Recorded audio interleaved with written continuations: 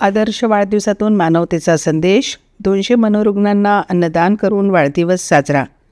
वाढदिवस म्हटले की केक कापणे, सजावट, मित्रपरिवारासोबत आनंदोत्सव साजरा करणे असे चित्र सर्वसाधारणपणे पाहायला मिळते.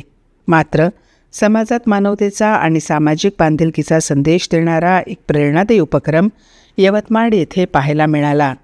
माहीम प्रतिमा सुशील कोसले या बालकाचा 8वा वाढदिवस अत्यंत साधेपणाने पण सामाजिक जाणीव जपत साजरा करण्यात आला. नंददीप फाउंडेशनद्वारा संचालित मनोरुग्ण निवारा केंद्र येथे तब्बल 200 मनोरुग्णांना अन्नदान करून हा वाढदिवस साजरा करण्यात आला.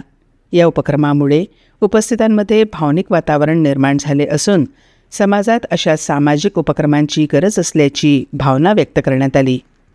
याप्रसंगी माहीमचे पंजोबा रामचंद्र संभूजी कोसले, वडील सुशील कोसले, आई प्रतिमा कोसले, रामभाऊ भगत, महानंदा भगत, दिघाडे सिस्टर तसेच यवतमाळ नगर परिषदेचे माजी सभापती सुजित राय यांच्यासह विविध सामाजिक क्षेत्रातील मान्यवर उपस्थित होते.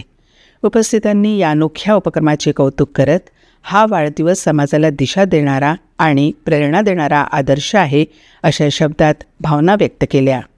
संदीप शिंदे यांच्या नेतृत्वाखाली सुरू असलेल्या मनोरुग्ण निवारा केंद्रात अनेक वर्षांपासून निस्वार्थ भावनेतून सेवाकार्य सुरू आहे.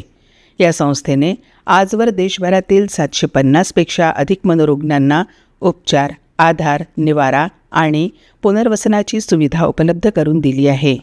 विशेष म्हणजे अनेक मनोरुग्णांना त्यांच्या कुटुंबियांपर्यंत सुरक्षित पोहोचविण्याचे कार्यही संस्थेने यशस्वीरित्या पार पाडले आहे. सध्या या केंद्रात सुमारे 200 मनोरुग्णांची सेवा, निवास, औषधोपचार आणि देखभाल केली जात आहे. निराधार, वंचित आणि मानसिक आजाराने त्रस्त व्यक्तींना मायेचा आधार देण्याचे कार्य संस्था सातत्याने करत असून समाजातील अनेक दानशूर व्यक्तीही या कार्यात सहकार्य करत आहेत. माहीम कोसले यांच्या वाढदिवसानिमित्त राबवण्यात आलेल्या या अन्नदान उपक्रमामुळे वाढदिवस हा केवळ आनंद साजरा करण्याचा दिवस नसून समाजाप्रती कर्तव्य जपण्याची संधी आहे असा सकारात्मक संदेश समाजात पोचला आहे. मानवतेचा खरा धर्म जपत समाजातील गरजू, निराधार आणि मनोरुग्णांसाठी सुरू असलेले हे सेवा कार्य प्रत्येकासाठी प्रेरणादायी असून अशा सामाजिक उपक्रमांना समाजातील सर्व स्तरातून सहकार्य मिळणे आवश्यक असल्याचे मत यावेळी मान्यवरांनी व्यक्त केले.